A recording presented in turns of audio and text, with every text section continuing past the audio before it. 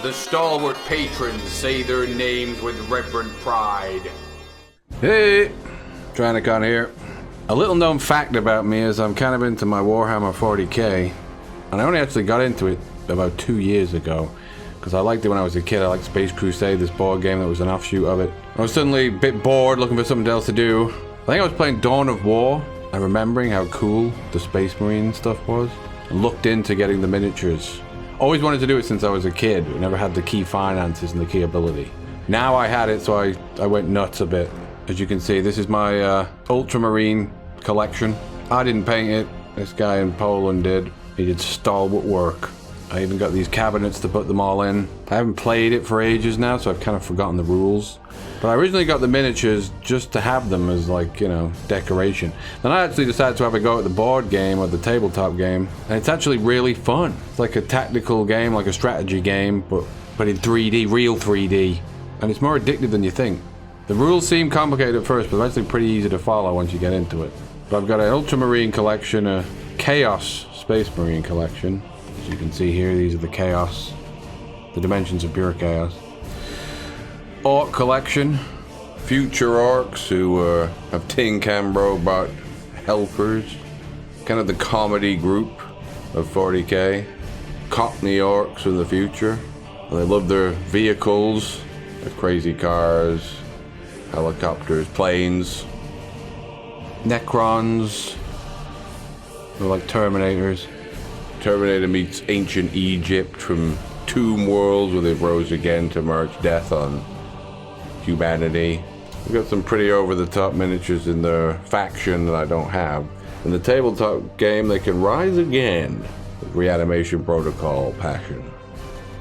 The Gene Stealer cult, these weirdos who are part human, part alien. And they actually have aliens, Gene Stealer creatures. And a few Tyranids, the creatures in the new Space Marine 2 game. The tabletop game is really fun. You gotta get loads of terrain for it, but you could use like cans of beans or something. And here's an example of one I made earlier. A destroyed future city with these, this is actually a 3-player match I set up with the Space Marines versus the Gene Stealers versus the Necrons. You basically have various kind of rules, taking key checkpoints and objectives, and you gotta shoot each other with tape measures of the distance of your laser guns or whatever, and throw dice depending on how much, whether you hit or you miss. And then they can throw like defense dice to the opposing player. But it's more fun than it looks. Yes, it's dorky, no doubt about it. But is it fun? Yes. Is it a whole hell of a lot of fun? Oh yes. Is it also expensive? Oh yes. You know, it's meant to be more of a 2-player game, the 40k Battlefields, but I find it's more fun with 3-4 players. Because you can have allegiances for turns and stuff. Here's another battle I set up, some kind of a future industrial plant gone wrong, with the stalwart Ultramarines facing off against the Necrons again. This might be the first one I ever set up. Excuse the inept videography, I was just filming it with my phone quickly. Just because I knew I was going to make a video at some point. I shot this footage a couple of years ago, and I'm only just getting around to messing around with it. To show you guys this weird hobby. Just to coincide with Space Marine 2, which I'm playing right now on Patreon. Join my Patreon today to watch that key playthrough. So you can get some pretty cool pieces of terrain on eBay and stuff. Or you can paint all this stuff yourself, which is way cheaper if you've got any kind of talent. Or maybe you don't even care about it being painted, you just want to play the tabletop game with basic stuff. Then it's not quite as ridiculously expensive.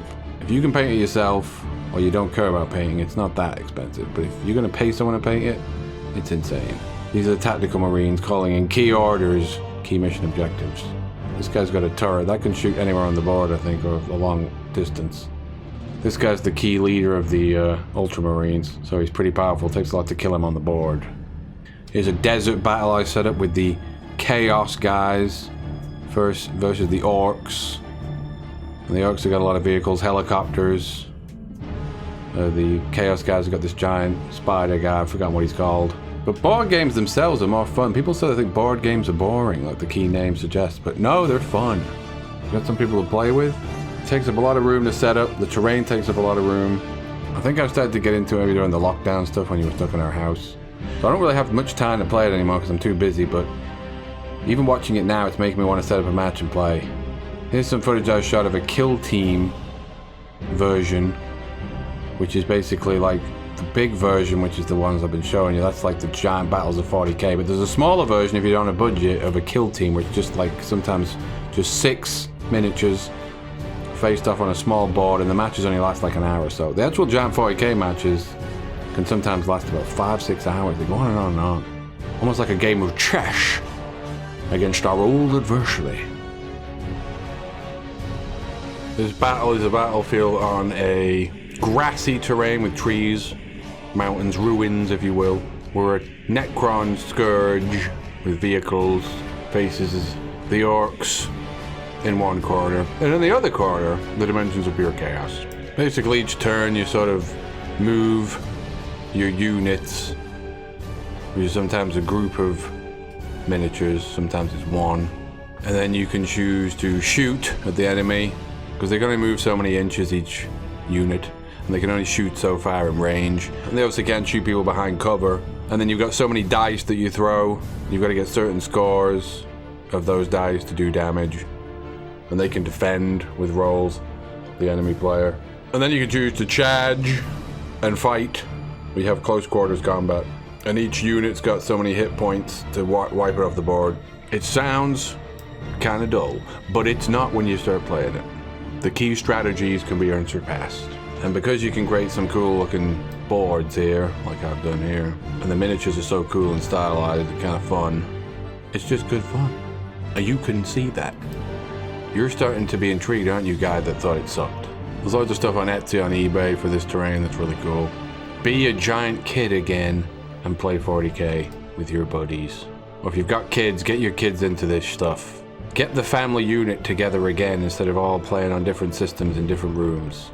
I would have loved this as a kid. I would have gone apeshit for it. This could be a midlife crisis waiting to happen to you. So yeah, that's my collection, 40k. Let me know in the comments if there's any other Star Wars 40k players out there. And like I said, if you want to watch me play through Space Marine 2, it's on Patreon now. So yeah, just a sweet and short video into the strange, weird life of Tyrannicon. See you later.